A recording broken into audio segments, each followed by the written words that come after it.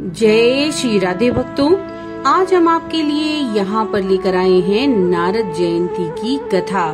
तो चलिए शुरू करते हैं। देवर्षि नारद पहले गंधर्व थे। एक बार ब्रह्मा जी की सभा में सभी देवता और गंधर्व भगवान नाम का संकीर्तन करने के लिए आए। नारद जी भी अपनी स्त्रियों के साथ उस सभा में गए। भगवान के संकीर्तन में विनोद करते हुए देख करके ब्रह्मा जी ने इन्हें शाप दे दिया। जन्म लेने के बाद ही इनके पिता की मृत्यु हो गई और इनकी माता दासी का कार्य करके इनका भरण पोषण करने लगी। एक दिन गांव में कुछ महात्मा आए और चतुर्मासी बिताने के लिए वहीं पर ठहर गए। नारद जी बचपन से ही अत्यंत सुशील थे।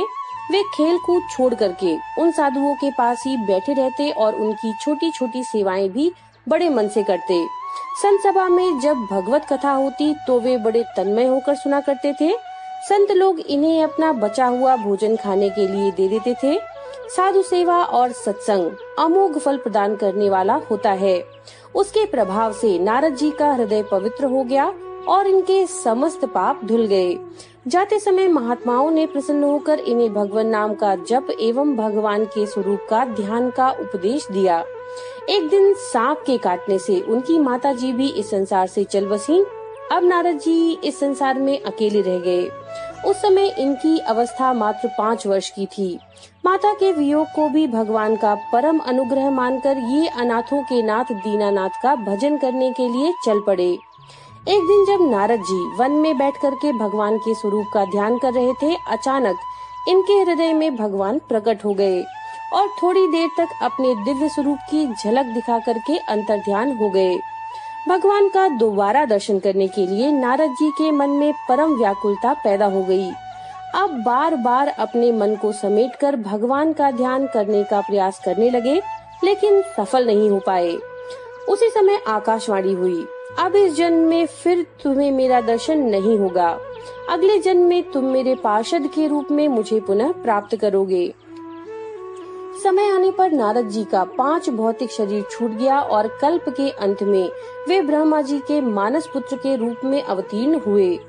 देवर्षि नारद भगवान के भक्तों में सर्वश्रेष्ठ हैं।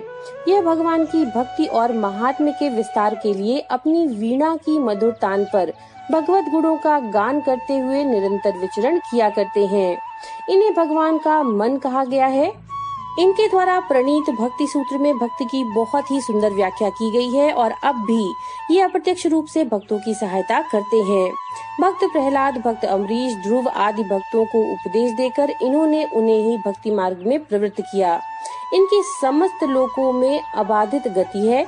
इनका मंगलमय जीवन संसार के मंगल के लिए है। ये ज्ञान के स्वरूप, विद्या के भंडार, आनंद के सागर तथा सब भूतों के अकारण प्रेमी और विश्व के सहज हितकारी हैं। अविरल भक्ति के प्रतीक और ब्रह्मा के मानस पुत्र माने जाने वाले देवर्षि नारद का मुख्य उद्देश्य प्रत्येक भक्त की पुकार भगवान तक पहुंचाना है। भगवान विष्णु के महानतम भक्तों में माने जाते हैं ये और इन्हें अमर होने का वरदान प्राप्त है। भगवान विष्णु की कृपा से ये सभी युगों और तीनों लोकों में कहीं भी प्रकट हो सकते हैं। तो ये थी नारद जयंती की कथा। नमो नारायण।